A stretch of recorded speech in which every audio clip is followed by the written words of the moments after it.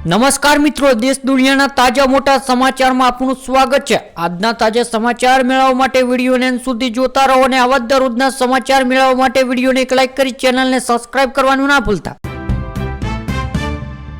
આરબીઆઈએ 3 કલાકમાં ચેક ક્લિયરનો નિયમ રદ કર્યો। 3 જાન્યુઆરીથી લાગુ થવાનો હતો નવો નિયમ હવે સવારે 10 થી 3 વાગ્યા સુધી બેંકમાં જમા અને 9 થી સાંજના 7 વાગ્યા સુધી પ્રોસેસિંગ થશે।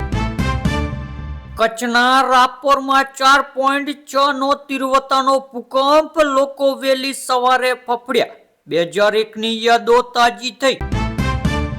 પાકિસ્તાનમાં ટામેટામાં રાહત, 1 કિલોના ભાવ 550 થી 590 પર અટક્યા, જ્યારે 1 કિલો આદુની કિંમત 750 આસપાસ જોવા મળી। 10 ગ્રામ 24 કેરેટ સોનાની કિંમત 1,40,500 અને 1 કિલો ચાંદીની કિંમત 2,40,000 જોવા મળી।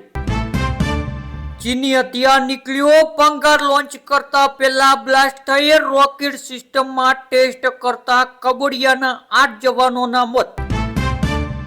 પૂરપાટ દોડતી બસ 600 ફૂટ ઊંડી ખીણામાં ખાબકી। મેક્સિકોમાં ગૌખાર અકસ્માત, 10 ના મોત, 32 ને ઇજાગ્રસ્ત। ખેડૂતોની આવક બમણી કરવાની વાતો વચ્ચે વાસ્તવિકતા અલગ છે। ખાસ કરીને ગુજરાતના ખેડૂતોની આવક ઘણી ઓછી છે। મેઘાલય, હરિયાણા જેવા રાજ્યો કરતા ગુજરાતના ખેડૂતોની માસિક આવક ઓછી છે। કૃષિ મંત્રીએ લોકસભામાં આ વાતનો સ્વીકાર કર્યો છે। ગુજરાતના ખેડૂતોની આવક દ્રષ્ટિએ દેશમાં 11ના ક્રમે છે। ગુજરાતના ખેડૂતોની માસિક આવક 12,600 રૂપિયા છે।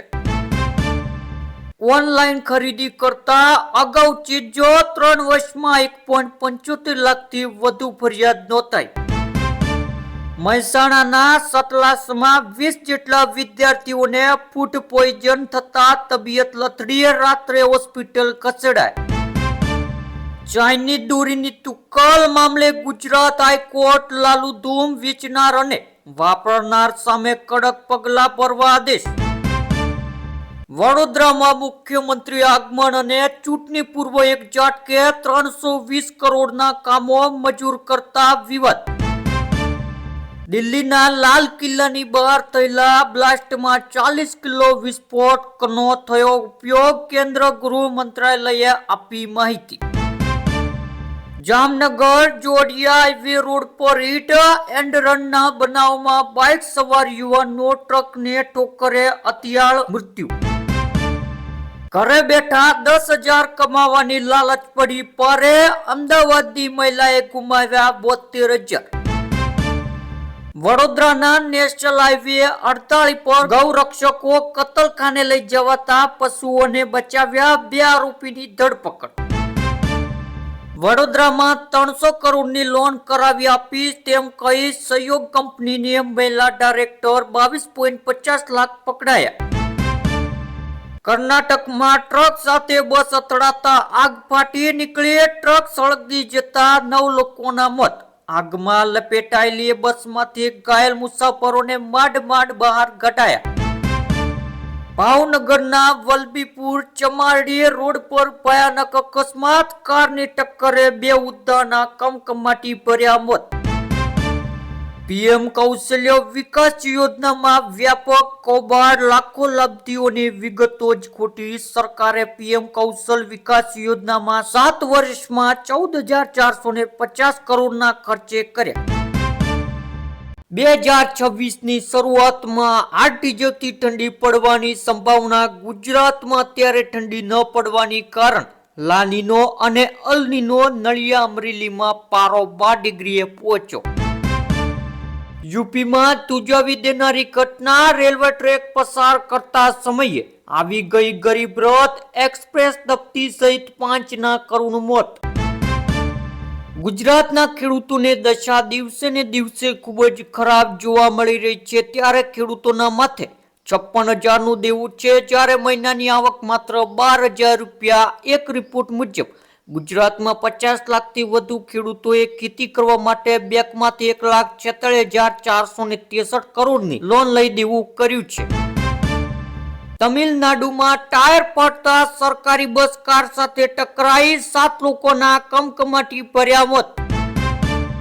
છેલ્લા કેટલાક સમયથી સ્માર્ટ મીટરને લઈને સોશિયલ મીડિયામાં ફેલાઈ રહેલી અફવાઓ વચ્ચે ઉત્તર ગુજરાત વીજ કંપની લિમિટેડ સ્પષ્ટ કરી છે કે આ પરિવર્તન ગ્રાહકોનો હિત માટે સારું છે અને ટેકનોલોજીના આ નવા યુગમાં ગ્રાહકોને હવે વીજ વપરાશના ચોક્કસ આંકડા અને લાઈવ જોવા મળી રહેશે.